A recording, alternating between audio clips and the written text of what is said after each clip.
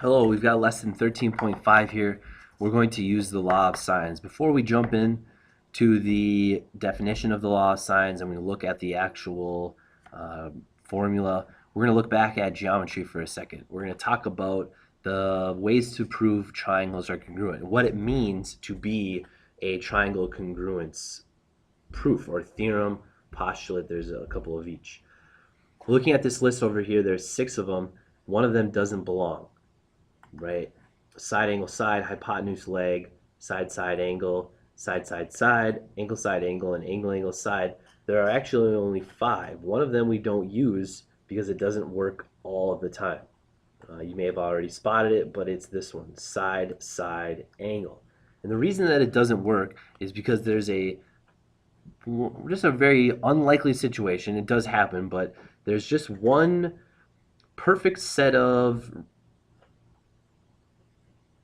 side lengths that when you've got a specific side, and then a specific angle, that does not create a unique triangle. Okay? All of the other ones work because that if I give you a side length of 10, I give you an angle length or an angle measure of 30, and I give you another side length of 11, there's only one triangle you could possibly make. That's why these triangle congruences work.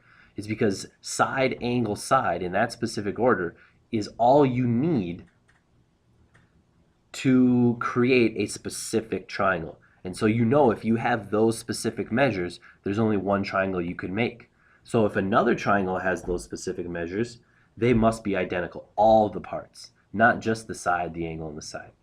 So that's geometry. Well, now we're going to use those words a little bit in Algebra 2 here as we look at the law of sines. The law of sines works for 3 cases. I'm going to let you write this down. But the 3 cases are angle, side, angle, and then that one unique situation, side, side angle. And we'll look at that one in a little bit more detail on Monday when I return. Friday we're going to have a test. So Monday we'll be able to look at this again. We'll kind of look at that unique situation. But we'll look at the first 2 in detail today.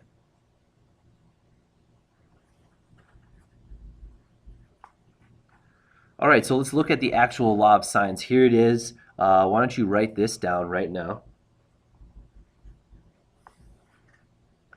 And we'll go through this here. So basically the law of sines is a proportion. It basically says that you got the sine of angle A, that's this angle down here. If you put that or match that up in a fraction with side A, that proportion, that fraction, should be the same for the other angles, sine of B. So we can match up B, and we can look at little b down here. And then it should also be the same for sine of C, okay, is here. And then, of course, sine of C is over here. And then this is your side length. Now, you're not going to use all 3 at the same time, but you can set up any 2. That's how we use this to solve. So you can set up any 2 to help you solve this. And then the second set over here, this just shows you how you could flip them around, and it's the same thing.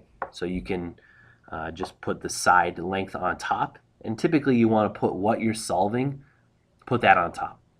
Just is easier to solve for something in the numerator rather than in the denominator. So let's just take a quick look at how this works. It is actually based off of right triangles.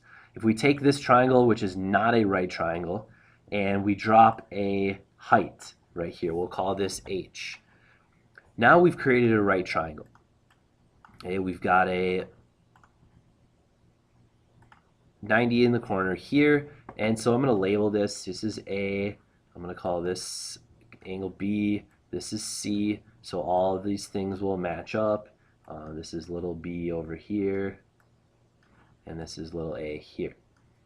Now, if I use my sine ratio, my SOHCAHTOA, I will see that angle A, if I take the sine of angle A, is equal to opposite, which is my height right now, h, so opposite is across, and then the hypotenuse is b. And in order to solve for h, I would multiply both sides by b, and so I'd have the sine of angle A multiplied by little b. I'm going to do the same thing over on this side. I can take the sine of angle B is equal to opposite, which again is h, over hypotenuse, which in this situation would be a. Multiply both sides by a to get h by itself, and h equals the sine of b times a. Now I'm going to use the transitive property or just connect. You can see that I've got something equal to h, that's sine of a times b. Something equal to h here, they must be equal to each other.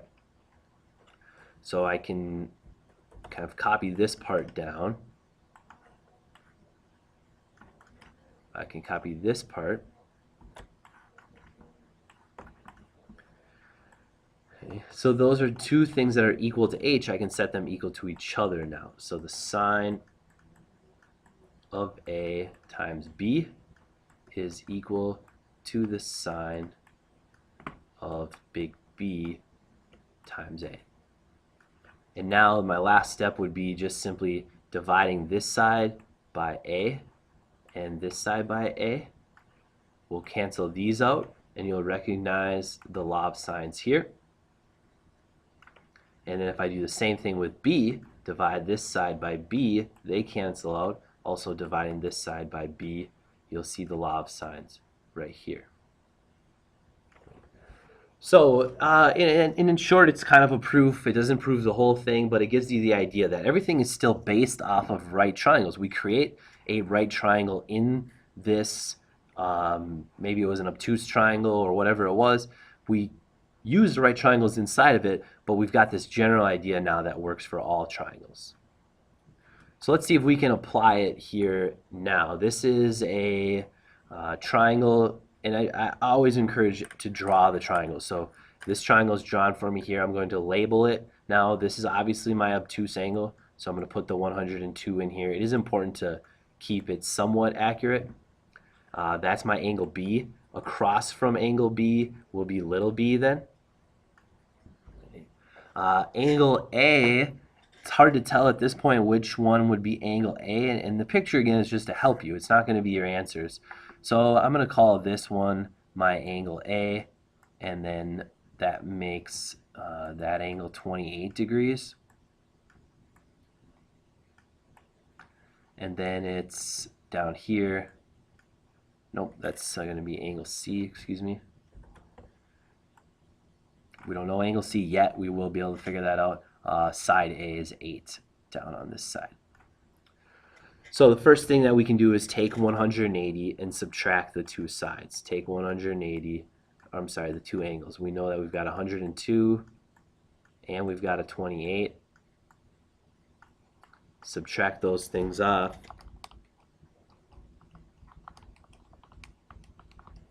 We end up with an angle measure of 50 over here.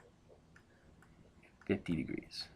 And so again, our picture, does this look like a 50-degree angle? Maybe not, but the picture is just there to help us. We now know the measure of angle C is equal to 50. Okay? And that's really what we're looking for. I don't need a picture to be accurate. I want my measures to be accurate. Okay, but now again, we can't use SOHCAHTOA. This is not a right triangle. What we are going to do is set up our trig, our sine laws, because we have some ratios that we know. So I look at my triangle and I say, I know this ratio here. I can take the sine of my angle and match up with the side length that I know. I can't use the 102 because I don't know little b, but I am going to use that to solve little b. So I'm trying to find this side right now, little b. So what I'm going to do is I'm going to set up the sine law. I'm going to say, hey, little b, my unknown, divided by the sine of its angle across from it, which is 102, should be equal to 8, that's side length, over the sine of 28. Now you have to match up sides on top, angles on bottom if you're choosing it to do that way.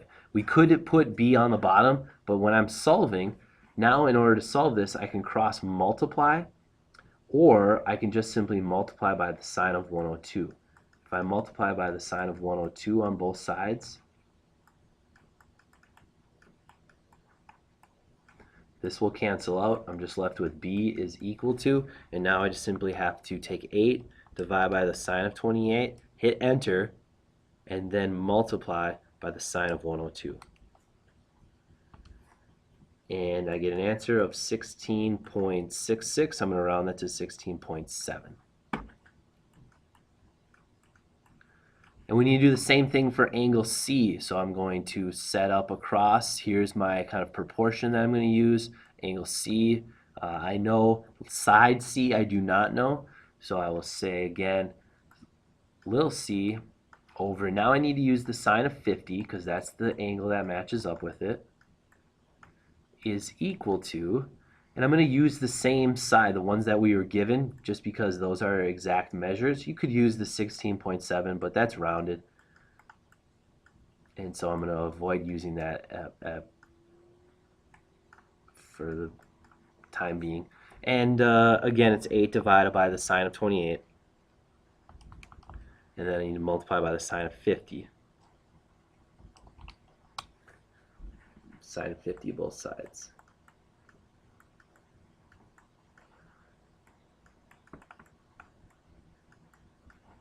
This will cancel out, and C is equal to 13.05.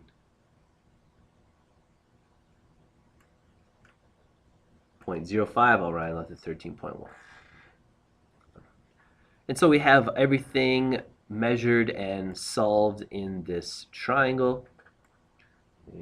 We were given 2 angles and a side, the side that was not between them, so this was angle, angle, side, and we needed to solve this.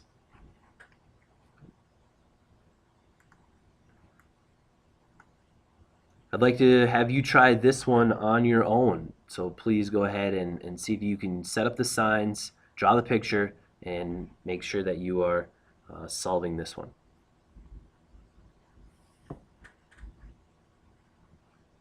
Okay. So here are the answers. Obviously for 88 degrees you can subtract from 180. That's the measure of this angle here. Then you set up your sine ratios. You have to start with this ratio right here. You have to use the one you know both the angle and the side.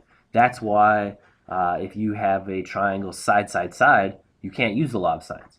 Because if you're given sides, you don't know an angle that matches up with it. So you won't be able to use that. That's why we have the law of cosines, which we'll study next week. The last thing I want to look at today is an area formula that's pretty handy for using when you don't know a height. So remember the formula for a triangle, it's area equals 1/2 base times height. But a lot of times height is hard to calculate if it's not a right triangle. Well, what the law of sines does is it puts in a height. If you think back to that proof that we kind of went through, and that's really what we do here. There's 3 different formulas, but I like to write this one down. I think this one is the easiest way to understand it. If you're looking for the area of a triangle, you take 1/2 a side length times a side length multiplied by the sine of the angle in between those 2 sides. Okay, and that's an important piece. So if I draw a triangle, right, of which this is not a right triangle, the height is hard to identify. If you are given an angle measure, let's say I tell you that this is 50 degrees and that we've got side lengths of 102 over here and we've got a side length of 151 over here, well, you'll be able to find the height. You've got a base here. Here's your base of 151.